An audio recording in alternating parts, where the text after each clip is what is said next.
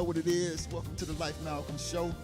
Appreciate you tuning in right here on In Touch News, where everybody is a star, and the biggest star is you. As you can tell, I'm excited to be here today.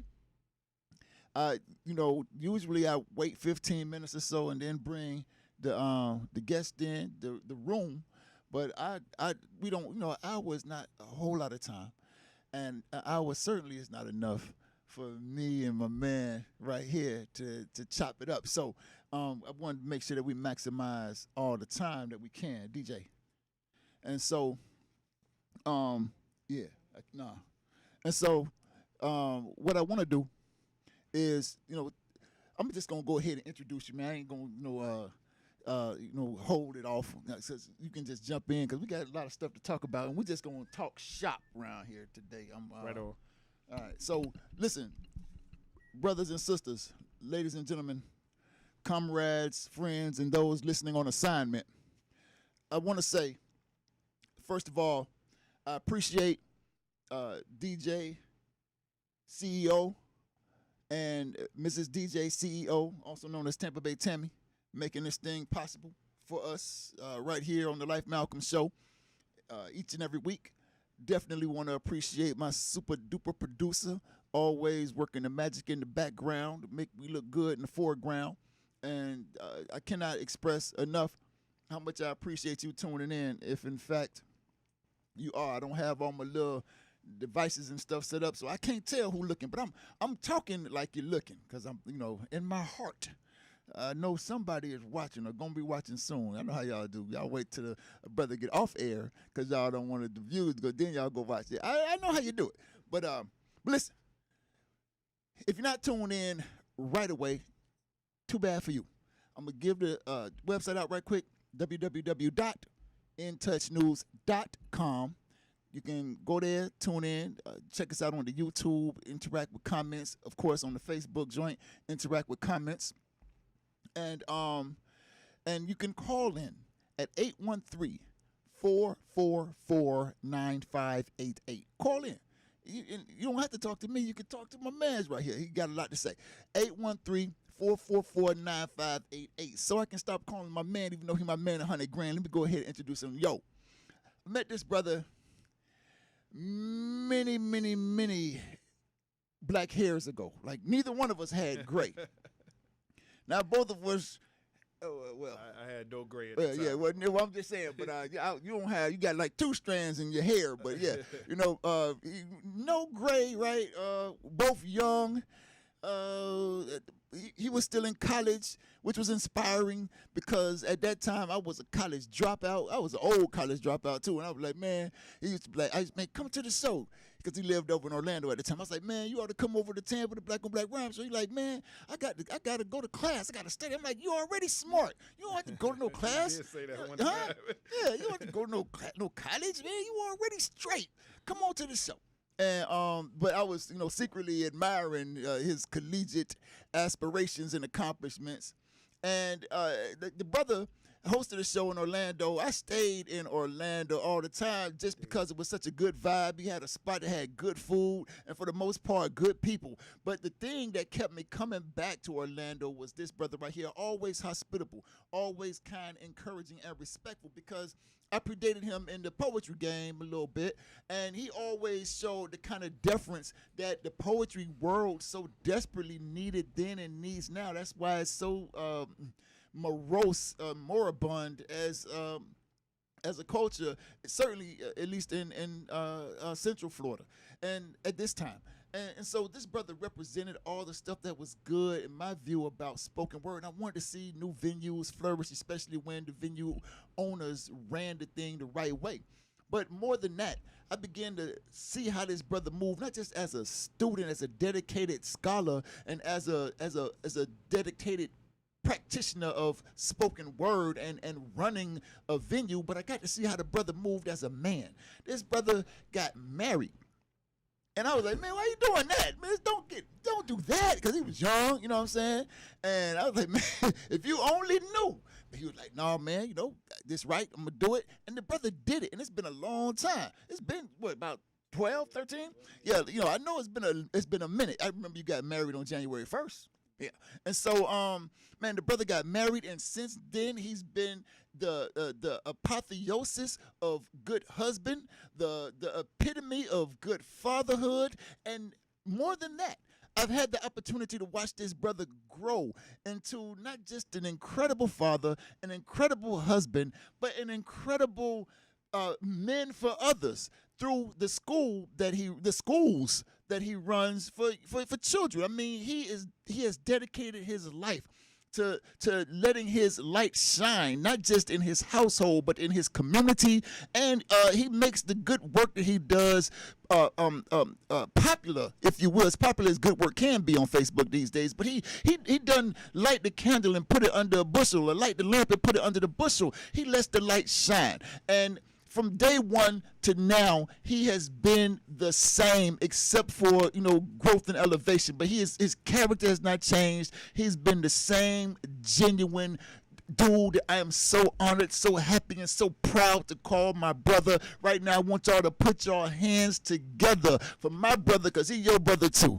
My man, Cameron HopeWell. Y'all, I call him C Hope. Y'all put your hands together for C Hope. Yeah. What's going on, brother? Man, I appreciate those words. Man. The sentiment is, of course, shared. You gotta, get close to the mic so the people can hear your voice. Maybe it's just me. Maybe I can't hear. Can you hear Am I me? deaf? I know I am, but I mean, am I that deaf? Okay. All right, so go ahead, man. Yeah, but over the many years, we have had many conversations that I've expressed the same sentiment to you and appreciation. So I appreciate those words, Life. Man, so all right, now. You've known me for a long time, yeah. And when I say a long time, about 15 years, and I've changed a little. I'm not as young as I used to be, not as let me see, not as aggressive. Yeah, that might be not as apparently aggressive. Yeah. More. I'm getting more into my glacier. Phase of life. A volcano and a glacier have about the same amount of energy, kinetic energy, really, when the volcano was not active. But, they both hold a tremendous amount of energy. They just, when they released it, it looks a little different. So I'm moving into my glacier phase, you know what I mean? So, but we still got to talk about some things that have happened over the past week or so, maybe 2 weeks. Things like the Salvin trial verdict. That's something I want to hear what you had to say about that. I want to talk about. Got to talk about X. Got to talk about. I don't know. I mean, Black Rob. I knew the brother for the one song. He, Bad Boy. I was always a Death Row Tupac. Even before Death Row, I was always a Tupac guy. So that whole Bad Boy, Death Row beef. Man, I couldn't really get into none of those guys. So but I knew the song. Whoa. I mean, it was a huge anthem. So I want to talk about that a little bit. And of course, Shock G. Yeah. I want to say a few things about that. And but I want to talk about you though, and all this tremendous work that you do with the young people. I want to talk about the schools. I want to talk about your entrepreneurial ventures rather, which probably are some adventures in there too. Yeah, for sure. So want to do that, and definitely want to talk about the book. I'm gonna break it out like right around the second half of the show. Right on. But before we get that, we got 5 minutes, man. I just want to say something. And you could jump in on this conversation, but I needed to say this to the people. This past, since we last saw each other, y'all, I went to the Tiger Bay Club. Tiger Bay Club is this a club of what looks like mostly white people. They are self-proclaimed movers and shakers. When I went to the Tiger Bay luncheon this past Friday, there were judges present, lawyers present, elected officials present, as they're called, so-called elected officials present, and people like that, right? Self-proclaimed movers and shakers. And the conversation centered around, there was a panel discussion. And here's the thing, right? The lunch is overpriced. It's like $50, $75 for salad, pasta, and like some chicken. and some bread, something like that, right? And you have to be a member in order to ask questions of the panelists. And I'm not a member. I'm not a mover. I don't move and shake like that. Yeah, so I'm not a member of that group, right? But they had this discussion that was supposed to be centered around maybe the George Floyd murder, maybe the Chauvin verdict, but certainly how those things and other instances or occurrences of police brutality or the contradictions in the African community with the police as it related to the rebellions that took place last summer, right? And so they had this panel of Negroes. One was the president of the Tampa NAACP, Yvette Lewis. The other one is dang, I didn't want to say these people's name. Since I said one, I gotta say them all. I don't like popularizing these people, but anyway, I just want to say the name of the organization they belong to and let people figure it out on themselves. Go do some research. But they know me, I know them. So Stanley Gray was on the panel. I think he runs the UC. What is it? Not the UCLA. What is that? That's a school. The Urban League, yeah, the UL. He runs the Urban League. It has something to do with it. And it's this other woman. I don't have her name right, but I'm gonna find her name since I said. But I don't know her. She talks about she's a community activist, man. And so I had the opportunity to go to that lunch. Somebody I used to call friend, but to that point invited me to this thing, and also over since the last show had the opportunity to watch the DMX funeral. And I don't know what was worse, Faith Evans's rendition of my godmother's solos. My godmother used to sing the hell out of Going Up Yonder, and I don't know what the hell Faith Evans was doing, and I don't know what was worse, her singing at the funeral or these Negroes answering these questions. Now, these white people, movers and shakers, stood up before these Negroes and asked questions. I'm gonna throw the questions out there right now.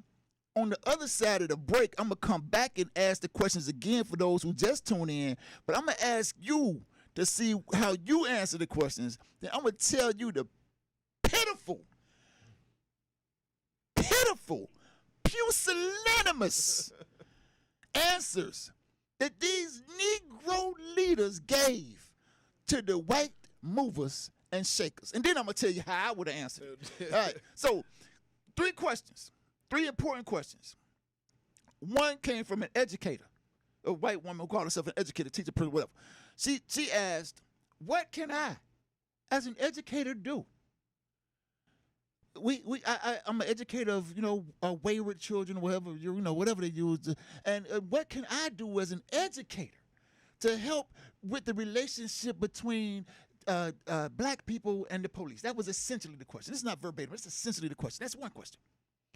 The other question was, what can I do? Now, this woman said, person. No, different okay, woman. Different woman. She said, we are movers and shakers. She said, what can you tell me as a member of the Mover and Shaker Club? What can you tell me to do so that I can help? And then the third question that had some importance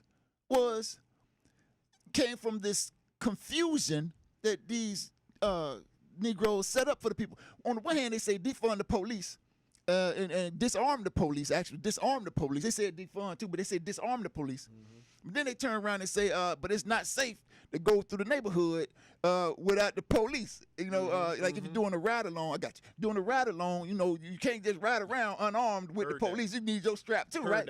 So the white woman says, you say on the one hand, disarm the police, but then on the other hand, you say it's not safe to ride around. And then this Negro had the most atrocious answer of the evening to that question. So those 3 questions. What as an educator? What does an educator right? Do?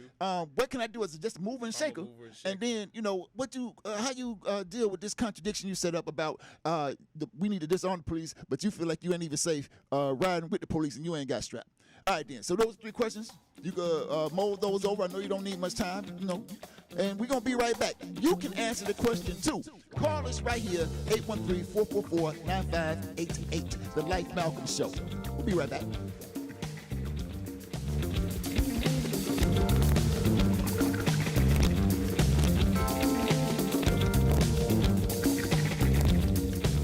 Welcome to Calvin's Barbershop. You all gotta see this. I don't even want to know what you're looking at on that phone.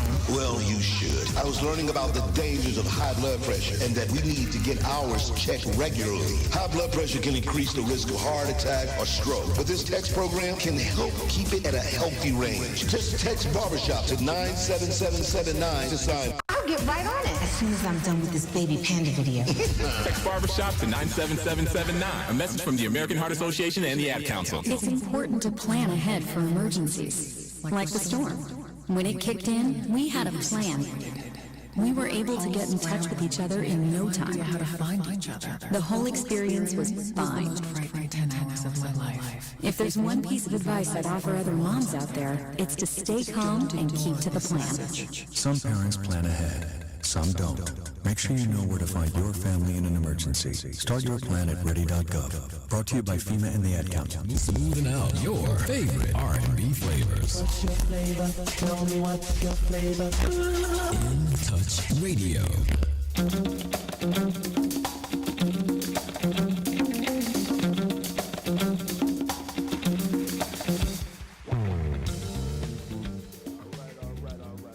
So, I'm going to give them to you in the same order I offered them up. Listen, y'all, what we do right here, we got my man, super duper father, super duper husband, super duper example in the community of teacher, leader, mentor, if you will.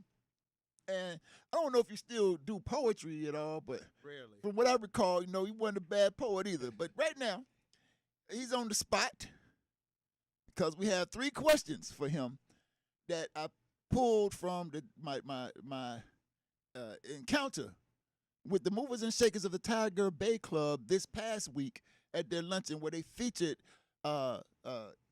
Yvette Lewis, Stanley Gray, and this woman. I got to find her name. And but while you're answering the question, I'm gonna be looking for her name, but listening to you too.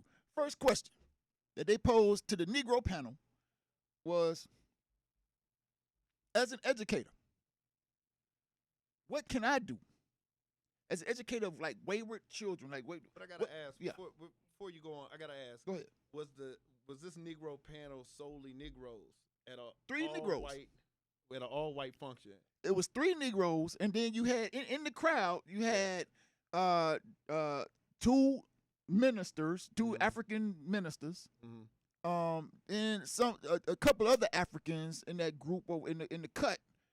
It wasn't clear, it was clear they wanted to be there.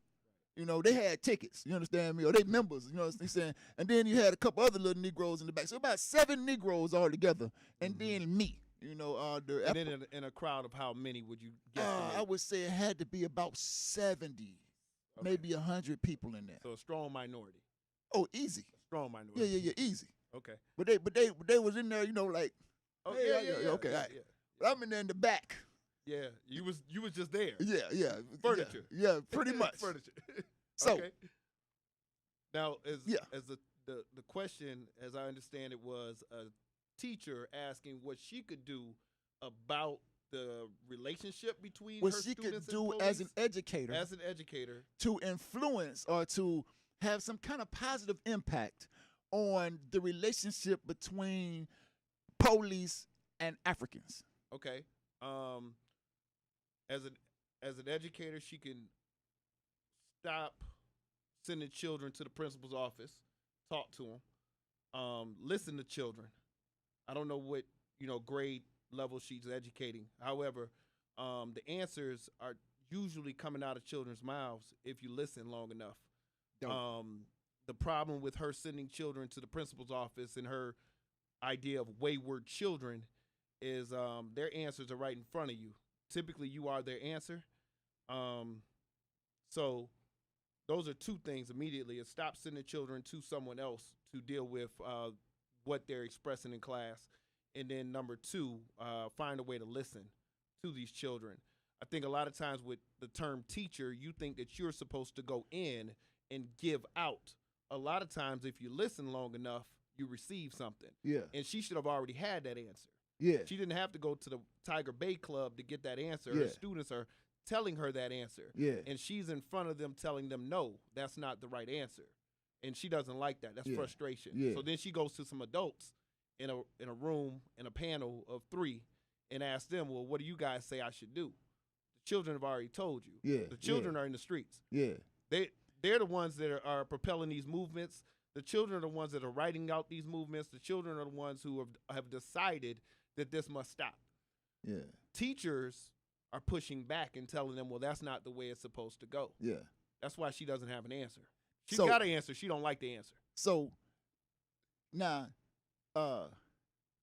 Yvette Lewis answered the question, and her answer was, why do I have to teach my child, my black child, to put their hands on the steering wheel or to not reach for anything when they get pulled over by the police before I even teach them how to spell their name or some jive like that?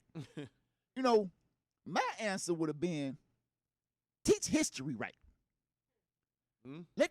Help the young Africans understand the contradiction that exists between them and the police based on history.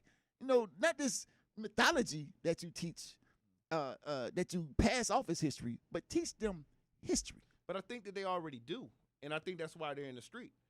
These movements that we're seeing, where it's eruptions in the street, these are children. Yeah. These are high school seniors in a lot of cases, college freshmen. They know that there's something wrong here. Yeah, but I'm saying, but they don't know what. Why? Or You see what? what I'm saying? Yeah, in my view. Now you in the school game. Maybe you should tell the people exactly what you do. I said you run school, but tell the people exactly what you do. Say so they'll know that you have some foundation of what you laying down. I've taught high school, middle school, and all the way down to elementary school. Currently, I own and operate 2 daycares for small children. Yeah.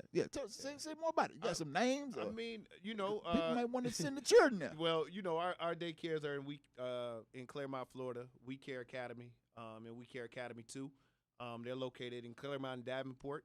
Right now, you can't send your kids. We full. You can't send your kids there right now, but Yeah. you could certainly join the waiting list. That's what's up. That's what's up. Yeah. And how long you been doing that? Running the schools, running the daycares? We've been running the daycares. Me and my wife, my mom, my dad. We've been running the daycares together for 3 years. That's what's up. Yeah, my mother started her daycare 7 years ago, and at that time I was teaching in Washington D.C. And then I moved back to help and to expand. Thus far, we've been successful. What were you teaching in D.C.? I taught language arts, and then What grade? Oh, 8th grade. Okay. 8th grade. Yep. All right. So yeah, I like that answer. I mean, that was a dope answer. They got to give. I'm just telling you, like me, I don't have the teaching experience, but my answer would when I went to school. I'm basing that back on when and my children are in like 6th and 7th grade right now, and they come home with these fanciful stories that they call social studies and stuff like that. I'm like, yeah, well. Bill Cosby was a great African king too. You know what I mean? That's But what I saw in schools is children challenging that. Yeah. Frequently. You know what I mean? You couldn't pass off, the same literature that you passed off 10 years prior. You couldn't pass off those as you say mythologies that you did prior. Children understand that they understand history from a different perspective than what they've been taught. Yeah. They know that they've been taught lies. Yeah. So every day they're coming in ready to challenge what you say. And Okay. I think that's why that teacher feels such frustration Okay. is because she got into education thinking it was going to be like when she was being taught, which is children sat in chairs and listened to what the teacher said, Yeah. wrote what the teacher wanted them to write. Yeah. But now children give back essays that you as a teacher have to be challenged yourself. Yeah. You know what I mean? Yeah, You're being challenged on what children are writing, and then you have to come back and explain. It's so much easier to tell people the truth. And I Yeah. think that's where her frustration is that she's being forced to now deal with the truth. And that's not what she got into education for. Yeah. How about that? Yeah. What do you suspect she got into education for? Well, we do most of the things that we do them as we saw. Okay. When perhaps she was in school, she saw children sitting in seats respecting authority. Yeah. You know, and I don't know her. Yeah, I can't yeah, speak right. to her and, Right. and her background. or Yeah. anything. But I mean, you know, But experience has what something to say I've about it. seen in education is so often people get into the school and they say these children are so disrespectful, they're so rude, Yeah. they're not like when we grew up. No, Yeah. they're not. They Yeah. have access to information. Yeah. They have access to the internet. They have access to, their parents have access to information. Yeah. Their peers have access to information. So the minute you try to tell them that African history started in slavery, Yeah. one of their peers is saying, no, that's not what my dad said. Yeah. Right on. You know what I mean? Right on, I'm pretty right on. sure your daughters will 100. vouch that, no, that's not what my mom and that's not what my father taught me. So I know that my son, my 6-year-old will tell you flat out, like, no, that's not how it went. 100. You know what I mean? So when you get into these spaces and you get into education, people are not prepared for that level of intelligence in our children. Yeah. And they're not prepared to combat it outside of waving their finger and saying, no, Yeah. I'm the teacher, listen to me. Yeah. That builds frustration. So It my leads children- to a lot of frustration. Go to a private school, Catholic school, right? It's, you know, because my daughter had a late birthday, needed to get in school, and so now the other sister go there, and so they just been going there, right? They got this teacher named, I'm not going to say her name. Please don't say her name. Yeah, I'm not. But this teacher, you know, like these white people at the school just like to yell. And we don't yell at my house. We don't do no yelling and hollering and screaming. We don't, you know, it's just don't get into no shouting matches. Ain't nobody at the house yelling. And so when the children tell me that somebody at the school yelling, I go holler at them. Hey, Right. we don't, you know, I don't want them to learn to respond to that type of stimuli in order to be motivated to do the right thing. And so this one woman teacher is going to tell me every time they tell you something, you come up here and say this, that, but third. And then so I'm like, what am I supposed to do?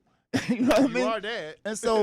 And so during this discussion, and the girls are right there, because, you know, if they say something that's not true, I want the teacher, the instructor, the principal, whoever, to be able to say, you know, check them. And vice versa. If they say something that don't match up with what really happened, I want them to be able to say, And so they right there. And so this white woman is going to tell me, right now, I believe that you're undermining me as an authority figure. I said, authority figure? I said, you ain't no authority figure. And they believe that. And she turned around and walked off, yo. She left the adult conversation and just walked off like, oh, well, thank you for telling me that. It just turned away and walked off. And then tutor their nose up at your daughters the rest of the year. Yeah, well. Like, you know what I mean? But I think that the teachers are experiencing the same frustration that police officers are experiencing, which is people know the law. People know that you cannot do that. Yeah. They know that you can't, search. And they know that when they're being wronged. And children know. And parents are with it. Parents going to show up at the school. You know what I'm saying? Rapid fire, because we got like 2 minutes before we go to our next break. Next question. The white woman said, you in this a room full of movers and shakers. White people. That's what she meant, because the Africans ain't moving and shaking nothing. Mm-hmm. She said, what can we do to make it better? I say move and shake. Move and shake. Move and shake. What is the term mover and shakers in their world is I make a lot of money. Yeah. I have a lot of privilege. I have a lot of prestige. Yeah. Right? Yeah. How do you bring that to our world? Yeah. And if you don't have an answer for that, stop doing it in your world. Like if it's good enough, you know what I mean, that your world of moving and shaking looks like green and it looks like prestige and it looks like privilege, our world moving and shaking should look like that too. The panel's answer was, we just need y'all to help us. Just please help us. We just need you to help us. My answer would have been just like this. Get your phone out. Go to your Cash App. Cash App reparations to $ blah, blah, blah, blah, blah, blah, blah, whatever my $ is. Right. They would have had to send money right then on the spot. Yeah. That would have been one answer. The other answer would have been, go to your white community where you live and get reparations. Y'all owe African people every damn thing you got is based on African labor. Pay it back. And we can't go to the Movers and Shakers Club to pay the $50, $75 dinner fund fee or whatever. But listen, that's not what she meant. She meant none of that. When she said, what can I do? She was looking for leadership. But them Africans should have led the way. She knew good and well who she was talking to. And she knew that you was back there in the back. she knew that you wasn't up on the panel. You was in the back for that reason. They not letting you up on the panel because you might say something like that. And I want to talk about that when we get back. Hey, we'll be right back at the Life Malcolm Show, InTouchNews.com. And 813-444-9588. Jump in on the conversation, man.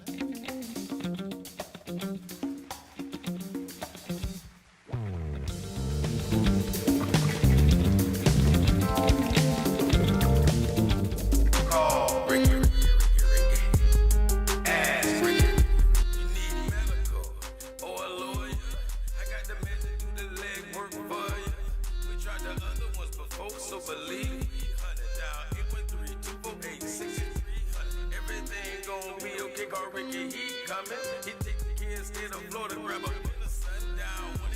184-361 Rick. That's 184-361-425. Never word from the point forward, just climb. Just ask Ricky, push your voice. Just in case you missed it, I'ma tell you one more time. 184-361 Rick. Call Ricky, ask Ricky, the legal medical referral service. The doctors and lawyers on our network are trained in handling auto injury claims and giving you the best medical treatment and recovery. Dial 1-844-361 Rick. That's 1-844-361-7425. Ricky. Ask Ricky. When it comes to reality radio, everyone is a star. I know that's right. On your smooth soul and R&B station. On the World Wide Web. Access granted. In Touch Radio. Call in and tell a friend to listen in. Listen up. It's In Touch Radio, reality radio.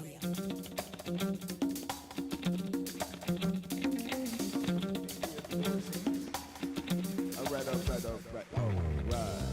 Welcome back to the Life Malcolm Show with my man, Cameron C. HopeWell. Man, you know, dude has always been clever.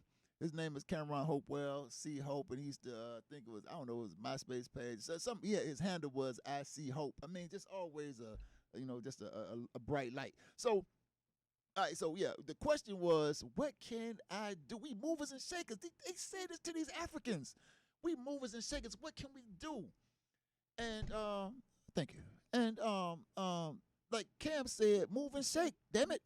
And I would have said, cash. Get your phone out right now. Cash app the revolution. Reparations to the revolution. And I would have told them go to their own community and organize them to put reparations back into the community. And I ain't talking about no charity. We're talking about solidarity.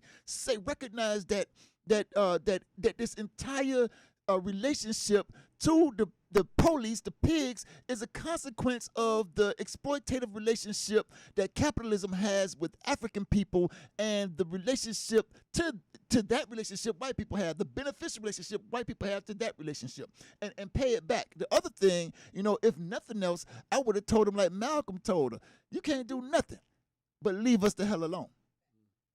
And so, okay, so that was that question. So third question was,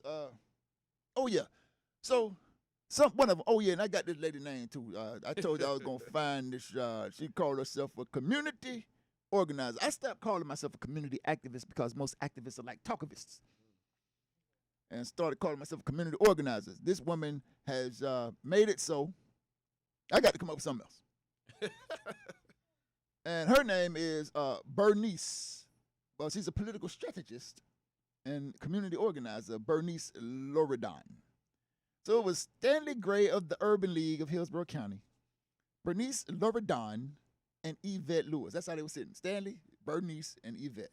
And so the question became, some kind of way on this panel, they talking about defund the police, then it turned into disarm the police, why the police need guns, and that's a good question.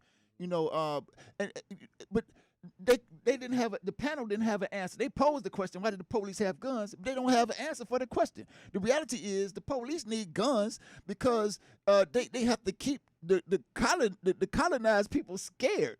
With the most terrible and atrocious types of brutality, because that's why they're always in the community, not because there's so much crime, but because there's so much potential for revolution in those sectors of the community where those of us are most oppressed and exploited.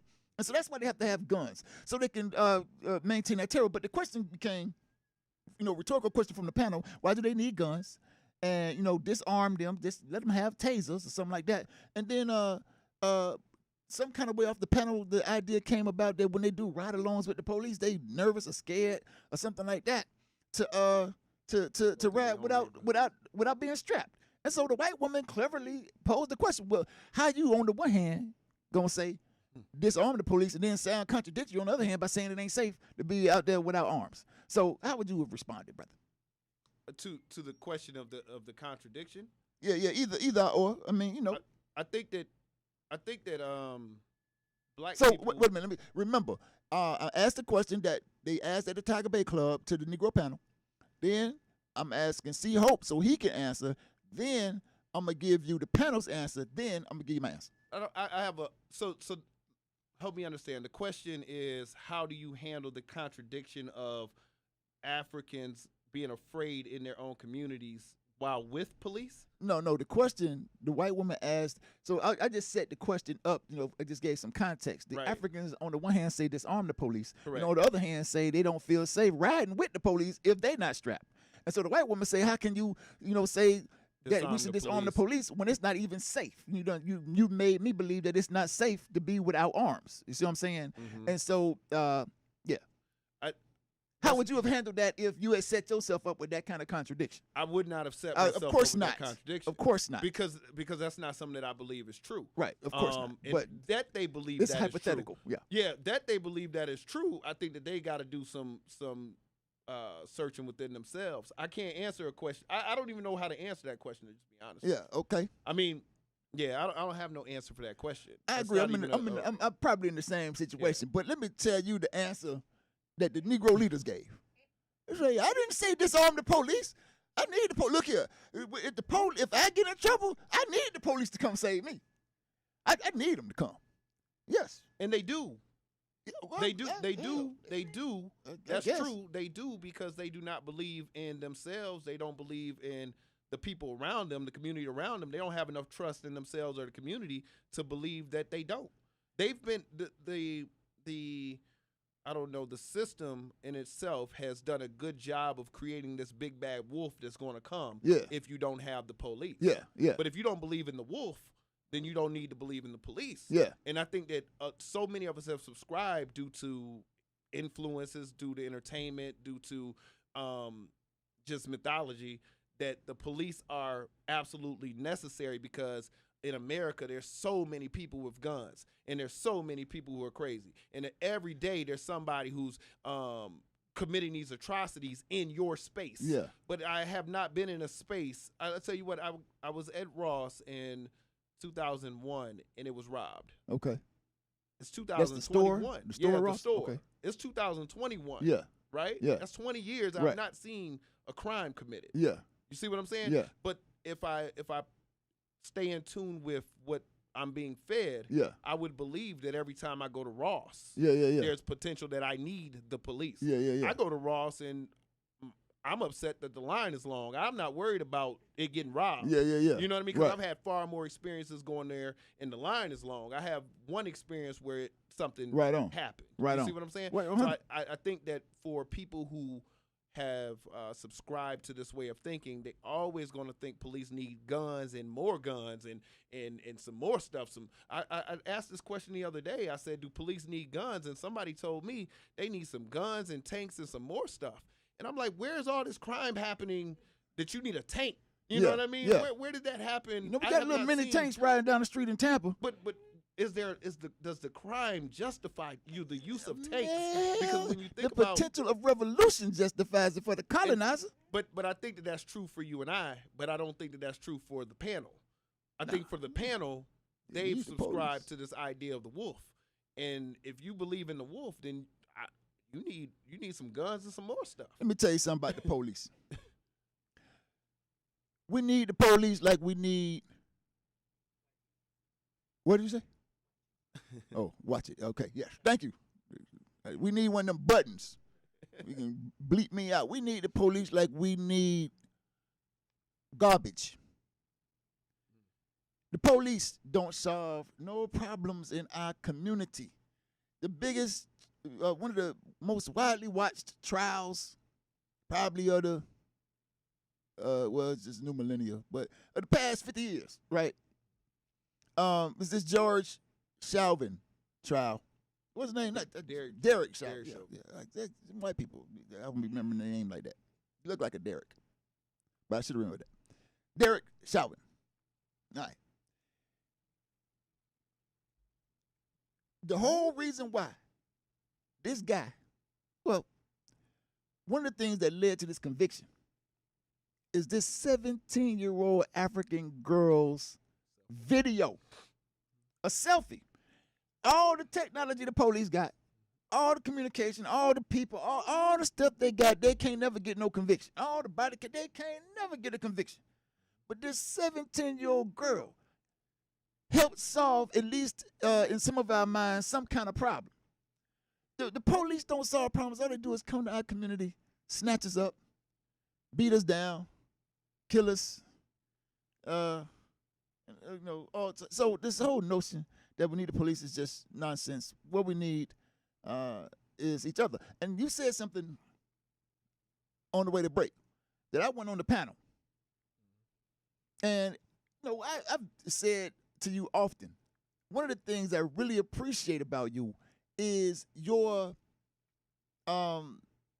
perpetual respect for those of us who came before you in the poetry game, those of us who may have exhibited some qualities that you deemed worth emulating, etc.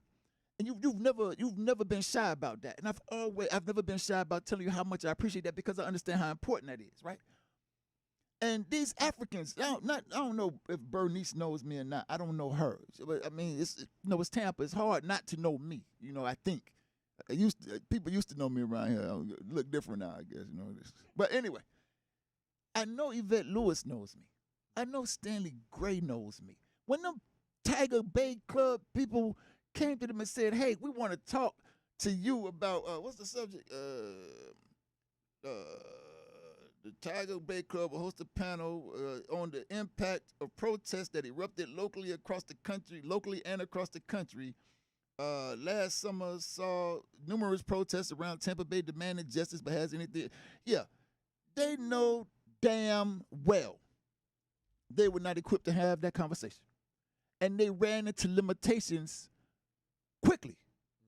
The limitations were apparent quickly. As a matter of fact, they started saying stuff like, "Well, justice anywhere, injustice anywhere is justice. Injustice anywhere is injustice everywhere."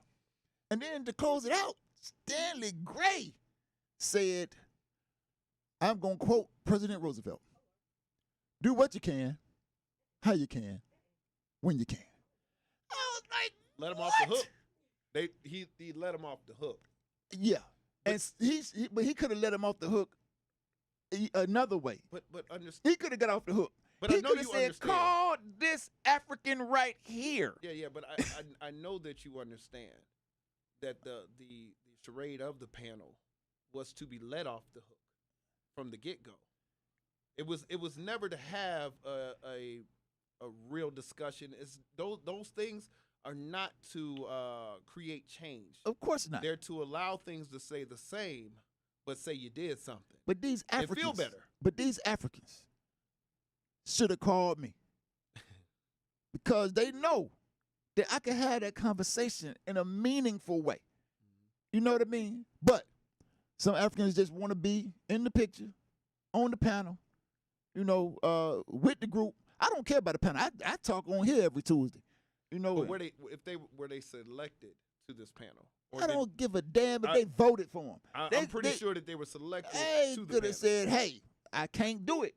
I'm going to get up there and start saying stupid stuff like injustice anywhere is an injustice everywhere." I know y'all done heard that before, but hell, I'm going to say it now, because I ain't got nothing else to say, And, yeah, okay, so look, ladies and gentlemen, brothers and sisters, family members and friends, and those listening on assignment,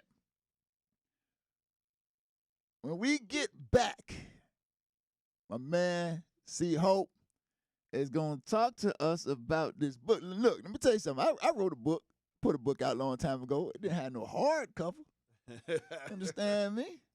This book, this is serious business. As a matter of fact, I know a lot of people who got books. I got a lot of them on the shelf. I don't think I have one book with no hard cover. And, man, I don't know if these are private words, but these are very inspiring and encouraging and touching words. Man, I might read one sentence.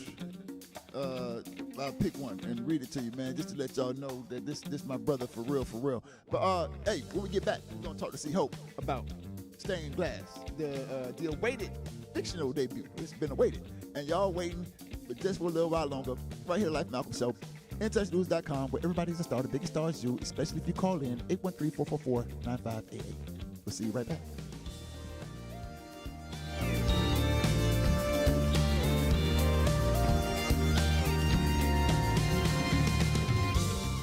don't love being number one? When your team's dominating the standings, or your favorite band rocks the charts at number one, it feels good, right? Kind of like how it feels when you have auto insurance with State Farm. Because making you feel like number one is an honor your local State Farm agent takes seriously. Through the good times and not so good, your State Farm agent's proud to be here to help life go right.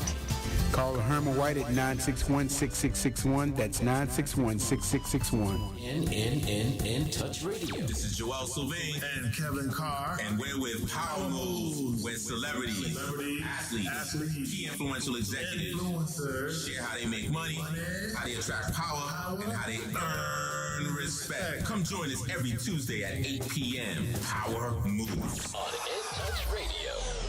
We're playing your favorite old school.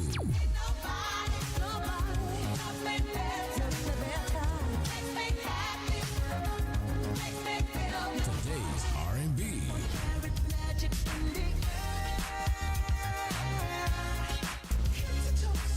With a smooth touch of jazz. You're listening to In Touch Radio.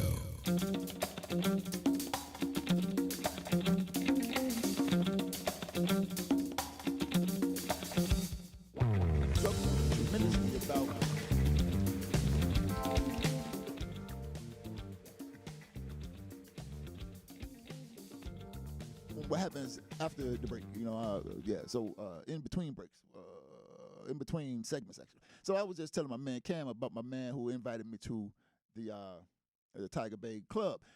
His last name is Leon. Don't say his name. He's not going to be able to get back in.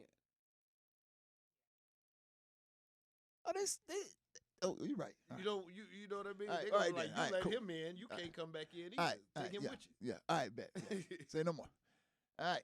So thank you. I appreciate that. See, I can learn.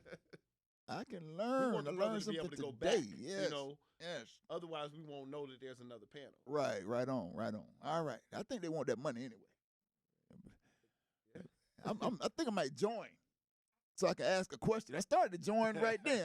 Hey, how much is it to ask one question? About $75. I think but for the year though, it's like a $75 membership for the year. I think they're gonna increase yours because you ain't gonna go in there and ask one question. I know you're not gonna ask one question. I'll be at every meeting. I started with my own lunch though. I had salad. It was, but anyway, man, I really appreciate you coming on to the show, brother. Making the journey over here to just chop it up and give the people some really insightful and thoughtful answers I could not have come up with because I don't have the close connection with a lot of children that has apparently lent you tremendous insight on what the children like you have your finger, it seems, on the pulse of the children, not just the young children with whom you work in the daycare, but the older children as well. I mean, right now I just got my little crew, and I'm stay in tune with them. But I don't have opportunity to deal with many people that way, and so I really appreciate you coming here to share those things. Now, I want to talk about you, brother. Look, I am so happy to have this book in my hand. Thought I was gonna have it a long time ago. Snub. Snub.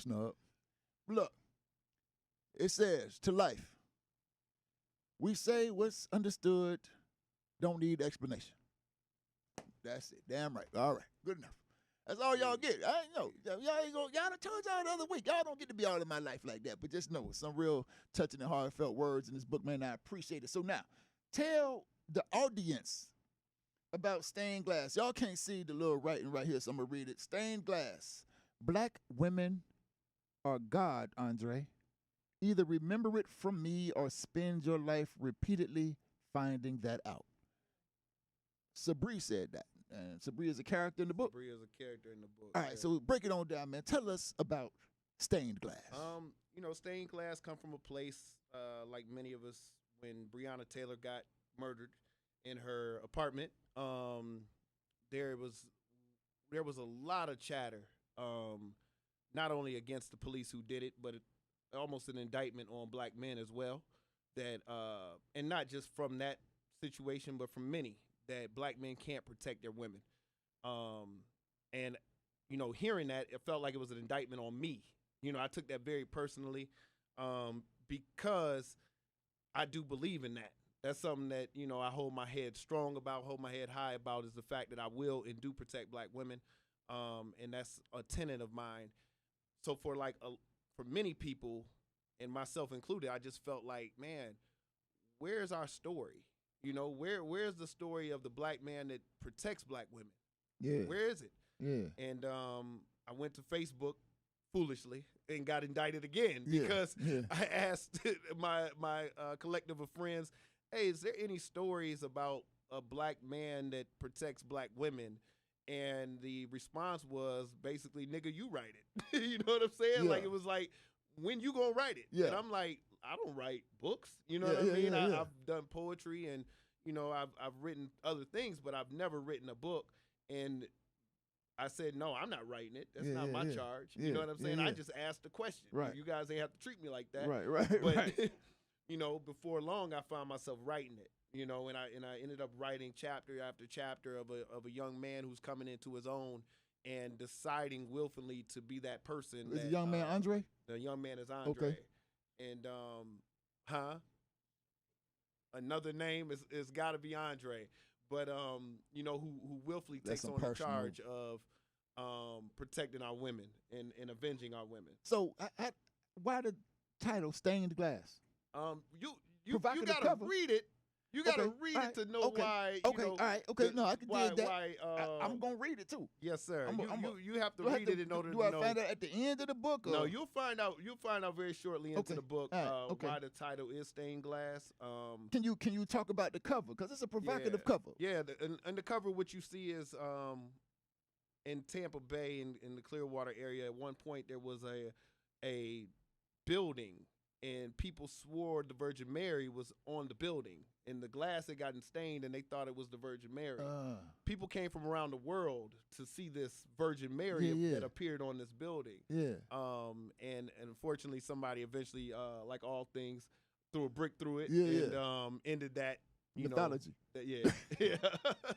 So what you're seeing here is it just so happened that when a person took the picture, they took a picture of a black officer in the window where that mural or stained imagery existed. Yeah. Okay. So when did you start the book? Shortly after Breonna Taylor was murdered. How long did it take you to finish? I think about 4 weeks. Really? Yeah. So you were writing like crazy. It was a lot of experiences that came out in the book. Okay. There was a lot of things that I recognized in my community since a young man that had to come out in this book. And it didn't take long to start developing characters and developing, the story. So is this your first fictional work? I mean, yes. Okay. All right. Yes. It's the first one that I've, offered to the public. Okay. I've written narratives before, but nothing like this. Okay. So how long did it take you wrote it in 4 weeks, but like to get this product though? Yeah. Like did you have Yes. editors? My editor, Okay. my editor, Deanna Augustine, she did an amazing Okay. job editing. She went through 3 or 4 times just because I wrote it on my phone. Yeah. You know what I mean? Wow. Like many things with technology, I don't sit at a computer. You know what I mean? I wrote it so much on my phone. I sent it to her, as an iPhone document. And she's like, hey, what am I gonna do with this? You know what I mean? At least put it in Microsoft Word for me. You know what I mean? So she went through and she did her thing and made sure that everything was all, what do you say, the I's are dotted and the T's crossed. Yeah. Can you tell people how you managed to publish it? My wife. Huh. My wife. It's just plain and simple. You want to say, man, I talked about family. Like, man, you want to say something about family, man, what fatherhood, husbandhood, and all that stuff. It's like, man, we got like 5 minutes, man. You are a shining example. I've said that. Like, my pops wasn't around much. I saw him during the summers, and I hated that. And I was a terrible husband in my first marriage, my first to the first wife, and probably a better father than I ever been a husband, and probably not the best father to the oldest 2 children. The younger 2 benefited from all my mistakes, but I watched you, man, and as much as I can, based on what you share, And, you know, of course, our conversations, you know, I've watched you be one of those people that I look to as an example of husbandhood, fatherhood, etc. So, man, talk about that, you know, a little bit. How you just fell into that. I think that it was remembering. I was fortunate enough to see my father and my mother stay together. I think they've been together over 40 years. I couldn't tell you the exact number of years, but I think it's right around 40. Because I'm 37. Yeah, so it's right around 40 years that they've been together. I was fortunate enough to see my father be a good husband and a good dad, a quality person in the community. And I didn't think it was my turn until it was my turn. Yeah. And then, you know, when it became my turn, I took it on and I said, I'm gonna do the best of my ability to do this the right way. You know what I mean? I don't have all the answers, but I intend on doing it the right way. Do people often recognize that that example that you lay down? Is that something that people point to or highlight about you? Because, like, for me, maybe it's like normal in the circles you run in, but to me, it's like you goddamn celebrity. I think that they do. I think that they do. Many men reach out for, you know, mentorship purposes and just to kind of see, like, okay, is what I'm seeing real? Because I have not seen it often. Yeah. You know, I haven't seen someone who's raising their family the way that you're raising the family. They haven't seen a husband and wife cooperate with each other the way that my wife and I cooperate. Yeah. Like I say, you asked me how the book got published. My wife would have to be sitting right here to tell you how it got published because I was going to give the book away. Yeah. I said, babe, I got this thing written. I want to send it to my friends and family so they can read it. Yeah. She said, no, this is an opportunity for you to, you know, have something for yourself, to have something that, you know, shows your real work. And she took a hold of it. And man, let me get back to that. How do people get their hands on stained glass? I mean, I am very grassroots. I am not a technology, you know, person. The DJ keep telling me to stand up close to the mic. I am not that guy. So, you know, you can go to my Facebook page, see HopeWell. You can go to my Instagram page. It's on there.